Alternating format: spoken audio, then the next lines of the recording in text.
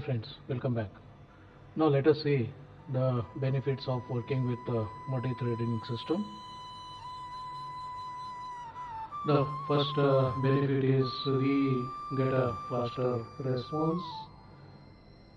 In GUI applications, background threads keep the UI responsive, that is user interface always will be responsive. For example, a file is being downloaded by one thread while another thread is responding to the clicks the user is doing. So user interface, another thread is keeping track of what the user is clicking and all that, and other side one more thread is busy downloading some file and another file may be busy uploading some file and so on.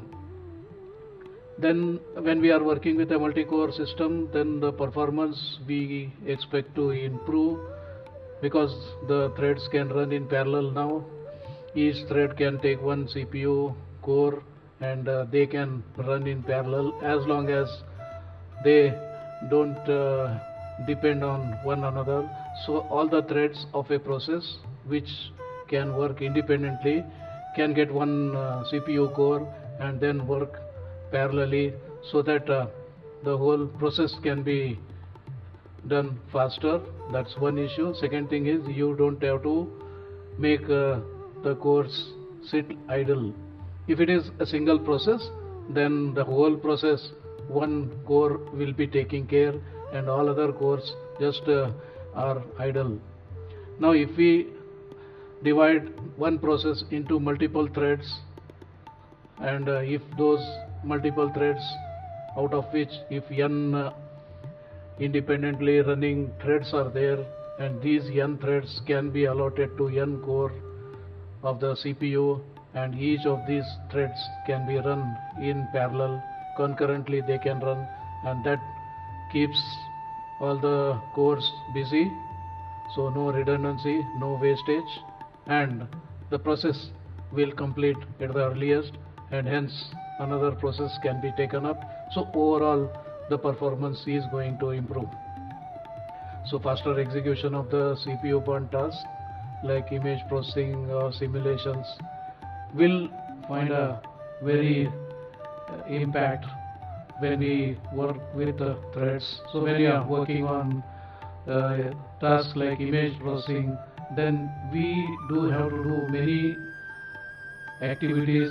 So sometimes we want to filter them, sometimes we want to find the edges, and sometimes we want the image to be blurred, some other time different actions to be taken. So if these have to be done in parallel, then each of these actions can be allotted to a separate thread, and each thread can work on that image data which is available centrally, and then each thread can take up by one core, and all these operations can be concurrently done, so the process becomes faster. So we expect a faster execution. Then efficient resource sharing, definitely the process, the threads share the process memory and resources, but not like processes. Different processes never share the resources, but threads share the resources. Therefore, if I want to run two processes from the same program, if I want two processes from the same program, then what happens? If I call them two processes, then the two copies of the code will be put on the main memory, and all two set of data, two set of files and all that will be maintained separately for each process. But instead of calling them two processes, if you call two threads, one thread working for one operation, another thread working for some other operation on the same program, then what we need is one set of memory for the code, data, files and all that, and each core needs a small extra memory to store contents of their registers, contents of the program counter, or the other things like that. So efficient memory usage we can think of if we work in terms of threads instead of processes. So that will reduce the overhead and simplify the data exchange between the tasks, because if we think of processes, then we need to have inter-process communication. Additional overhead is required because these two processes are independent of each other, and if any exchange of information is required, then we should implement inter-process communication faculty, as we discussed in our previous sessions. So that becomes an overhead now, because these threads are sharing the same code, sharing the same data, sharing the same files, that is the same memory. So it becomes quite easier and becomes faster also to exchange the data. And then switching the context is also faster, that is from one thread to another thread. If we are changing, what all changes are required? A small set of information has to be stored that is related with that particular thread only, and each thread independently has a very small amount of information to be saved while switching the context. But when it comes to process switching, context switching in terms of processes, then the whole information has to be saved onto the stack and then come back when it comes back, which should be popped out of the stack and all that. But here we have a separate stack for each one. So performing context switching in terms of threads is quite simpler, faster, and these threads are lightweight and therefore require very few operating system resources. Then we have better system resource utilization we can expect, because one thread is waiting for some IO operation, the other thread can run now. The process is allotted a CPU time, the process is scheduled to run, and in that process, if it was a single process, then the process gets into some IO operation, then it has to wait. So instead of setting the whole process to the waiting state, what we can do is that one small thread can be put onto the waiting state and other threads can continue working with. So if one thread is waiting for some event to happen, which is quite longer, because they usually make use of secondary drive, or mechanical movements are required, like if you're working for hard disk or CD drive or DVD, or you are waiting for input coming from internet and all, and if the network is slow, definitely it's going to take quite long time, and that long time in terms of processor speed is almost infinitely long. Therefore we can make others to work instead of wasting our CPU's time, and because of this the CPU is always busy and hence increases the throughput. So at the overview, if you look at it, each process is going to get its share of time from the CPU, and in that time, if the process is has to wait for some event to occur, then the whole time allotted to that goes waste. Instead of that, if this activity of slow usage, if it is taken care by one thread, then only that thread will stop working, other threads can continue working, so all the time allotted to that process can be fully utilized, leaving that action which is requiring input from slow devices or something.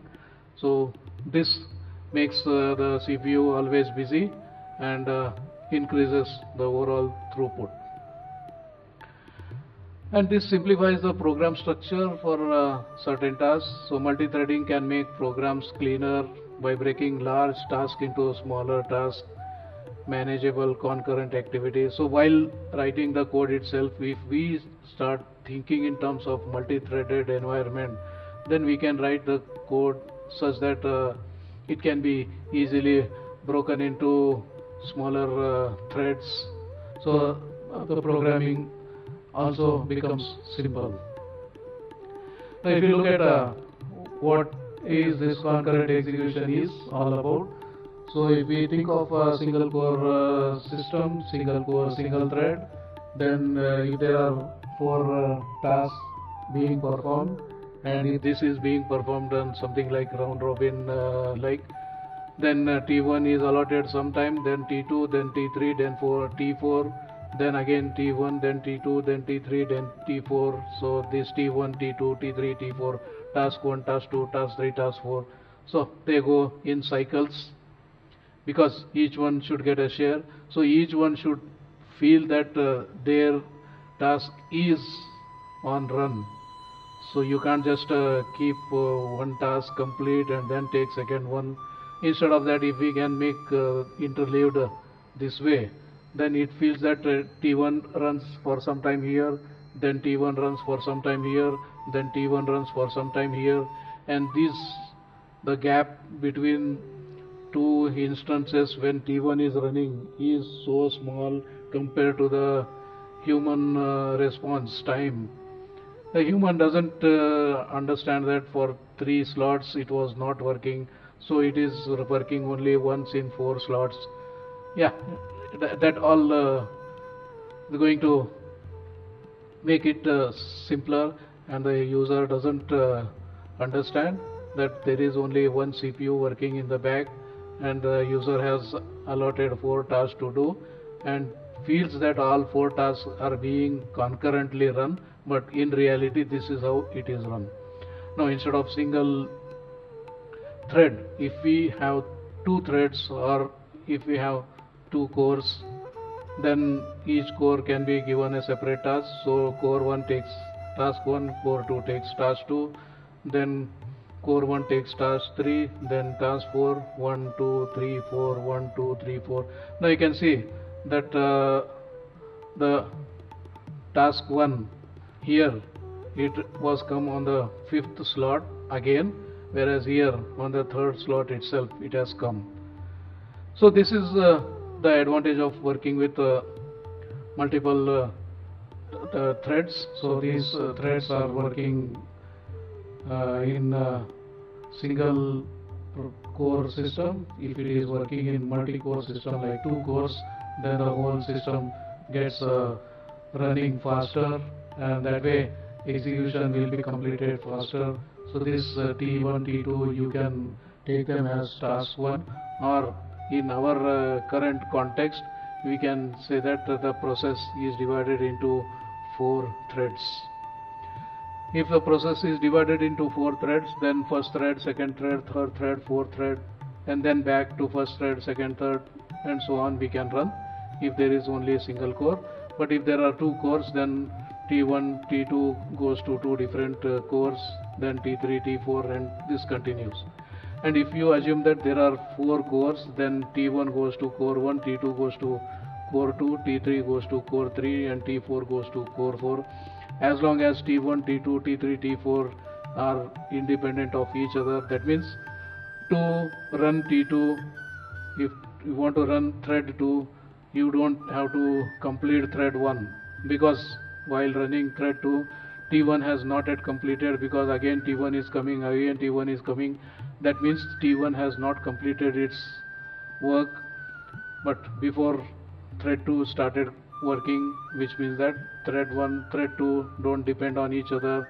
Same way, thread 1, thread 2, thread 3, thread 4, if they don't depend on each other, then you don't have to work in serial, you can work in parallel. So all these serial parallel activities and all that we take care, we look at when we are looking in detail about these in future sessions. So that's it. More core, more threads can be accommodated to each core, and hence the overall functioning can be compressed and the whole process can be executed faster. So that's it about multi-threaded system.